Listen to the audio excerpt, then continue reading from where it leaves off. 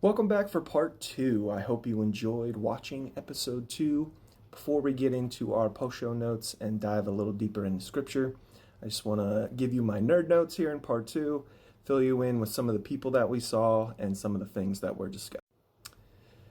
You may have seen them briefly mentioned, James and John, the sons of thunder. I will get into them a little bit later in a different episode when they are discussed a little bit more. But I just wanted to mention those are the James and John that you saw in there. They are the sons of thunder. At the end of the episode, we also saw a different James and Thaddeus, and that's who I'm going to talk about right now. James the Lesser, also known as James the Younger, and as we will get to know him in future episodes, Little James. He was the son of Alphaeus. He was one of the 12 apostles, obviously, though relatively little is written about him in the New Testament. James, the son of Alphaeus, appears in the list of the apostles in the Gospels and in the book of Acts. Apart from his inclusion in these lists, the New Testament offers no specific stories or teachings attributed to James the Lesser. His life is far less detailed than that of his more prominent namesake, James, the brother of John. Because Matthew the tax collector also had a father named Alphaeus, some scholars suggest that James the Lesser was a brother of Matthew. However, this is not explicitly stated in the Bible, and since Alphaeus was a common name, many scholars consider it to be speculative. Since the New Testament does not record the death of James, son of Alphaeus, we cannot know for certain how he died. However, the consistent theme across multiple ancient traditions is that he was martyred for his faith in Jesus the Christ. Now a little bit about Thaddeus. His identity is somewhat complex due to different names that are used across the gospel accounts. The gospel lists used in the book of Matthew and the book of Mark both name Thaddeus as one of the 12. Luke's Gospel and the book of Acts list a Judas, son of James. Most scholars agree that these references are for the same individual. Tradition suggests that after Pentecost, Thaddeus preached the gospel across a large area, including Judea, Samaria, Syria, Mesopotamia, and Persia. Several traditions state that Thaddeus traveled and preached with the apostle Simon the Zealot. Similar to other apostles, Thaddeus is believed to have died a martyr's death, though accounts differ on the specifics.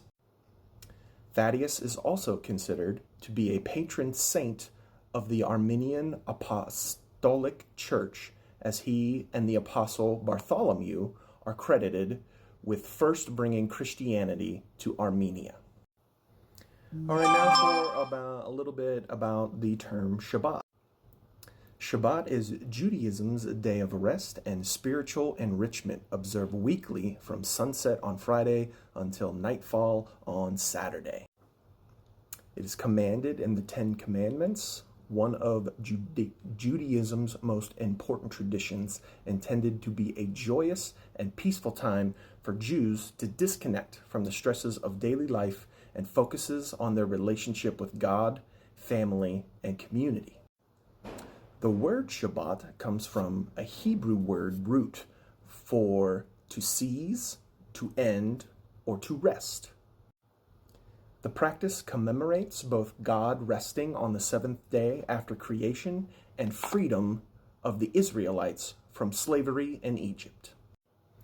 If you remember in the beginning, the term Eshet Chayil was thrown out there. I'm going to tell you what that means now.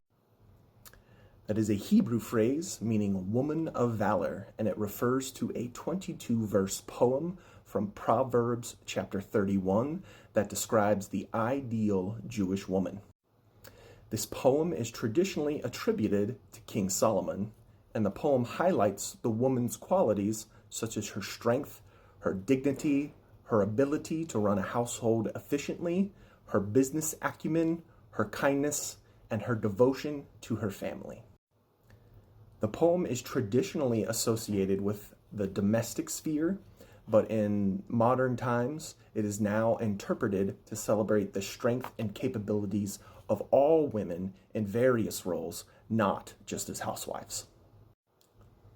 You heard the term publicanus come from Quintus. That is the Roman term for what Matthew is. A publicanus is an ancient Roman public contractor. While they took on a variety of government contracts, they are most famously known for their role as tax farmers, which made them a reviled class in the provinces, particularly in the first century Judea. The Jewish people saw the tax collectors as more than just oppressors. They were viewed as traitors who collaborated with the foreign Roman occupiers and enriched themselves at the expense of their own Jewish people. This is why tax collectors were socially ostracized and frequently lumped together with sinners in the gospel and in the Bible. If you remember from the episode, the Av Bet Din himself wanted to speak to Nicodemus. The Av Bet Din is a Hebrew term for chief of court or chief justice.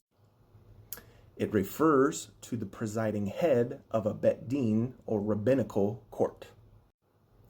If you remember Nicodemus referring to the Hasmonean dynasty, they were the Jewish ruling family in Judea and the surrounding region during the Hellenistic period from approximately 140 BC to 37 BC. It emerged successful as a result of the Maccabean revolts.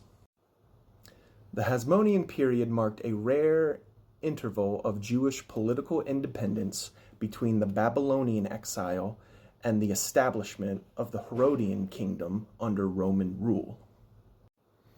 And finally, the term that you've heard me use and that you've heard in the episode, Shabbat Shalom. Shabbat Shalom is a Hebrew greeting, translates to peaceful Sabbath. By saying it, a person is wishing for peace and goodness for the recipient during the Jewish Sabbath. The phrase is used as a greeting or farewell from Friday afternoon as the Sabbath approaches until Saturday nightfall. I hope you enjoyed all of my nerd notes. I'll see you back here for part 3, where we dive into post-note shows and biblical references. See you there.